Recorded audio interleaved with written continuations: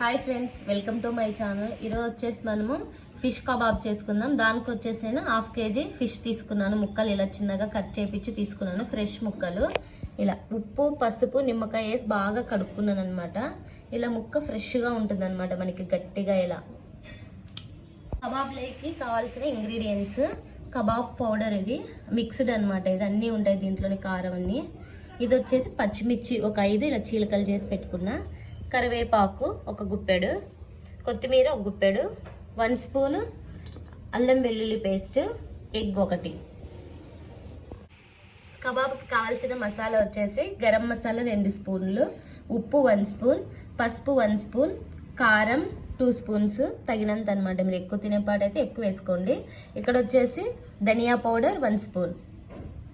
First వచ్చేసి kebab powder వేస్తున్నా, 1 cup.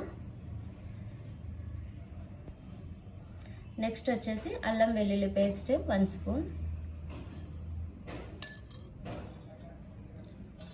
పచ్చిమిర్చి, కరివేపాకు, కొత్తిమీర. మసాలాకి మొత్తం అన్నీ వేసేస్తున్నాను అనమాట. ఉప్పు ఎక్కువ వేసుకోవద్దండి, మరైనా చూసి వేసుకోవచ్చు. నేను చూసి వేసాను కొంచెం. ఎగ్ వేస్తున్నా,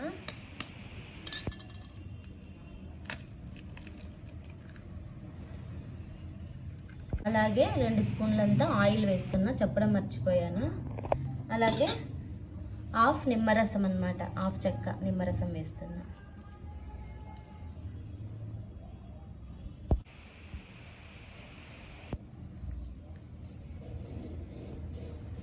ఇలా అన్నీ వేసేసుకున్నాం కదా. ఇప్పుడు బాగా మిక్స్ చేసుకుందాం. ఇప్పుడు మనకేం వాటర్ ఏం అవసరం పడదు అనమాట. దీంట్లోనే మనకి వాటర్ వచ్చేస్తుంది.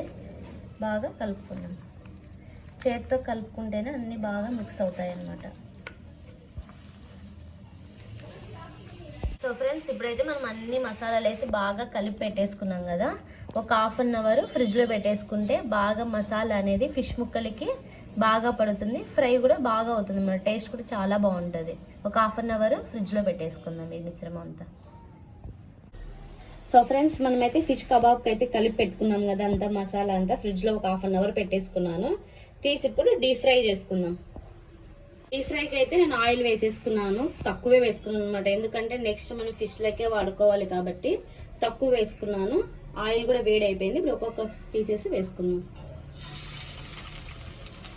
తక్కువ పీసులు వేసుకొని డీప్ ఫ్రై చేసుకోండి, బాగా డీప్ ఫ్రై అవుతాయి అన్నమాట. తిప్పుకోవడానికి కూడా వీలుగా ఉంటుంది మంచిగా.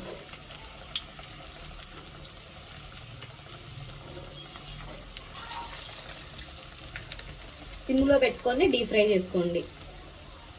సో ఫ్రెండ్స్, మనకైతే ఒక పక్క డీప్ ఫ్రై అయిపోయినాయి, ఇంకొక పక్కకి తిప్పేసుకుందాం. బాగా క్రిస్పీగా అవుతున్నాయి మనకి. మనమైతే ఫుడ్ కలర్ అయితే ఎక్కువ వేసుకోలేదు కాబట్టి మనకి కలర్ అయితే ఎక్కువ ఏం లేవు. ఇష్టం ఉన్న వాళ్ళు ఫుడ్ కలర్ వేసుకోండి, నేనైతే వేయలేదు. ఇంకొక 2 మినిట్స్ పెట్టేసుకొని తీసేసుకుందాం. సో ఫ్రెండ్స్, మనకైతే చేపల కబాబ్ అయితే రెడీ అయిపోయింది. ఫిష్ కబాబ్ తీసేస్తున్నా. ఎంతో క్రిస్పీగా వచ్చాయి చూడండి.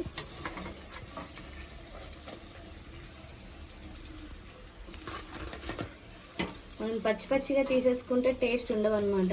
ఇలా క్రిస్పీగా తీసేసుకుంటేనే టేస్ట్ ఉంటాయి బాగా. సో ఫ్రెండ్స్, ఫైనల్గా అయితే మనకి ఫిష్ కబాబ్ అయితే రెడీ అయిపోయింది. చూడండి ఎంత బాగా వచ్చిందో. వీడియో నచ్చినట్లయితే మీరు కూడా ఒకసారి నేను వేసిన ఇంగ్రీడియంట్స్ అన్ని వేసి ఒకసారి ట్రై చేయండి. ఎలా వచ్చిందో కామెంట్లో చెప్పండి. Thanks for watching.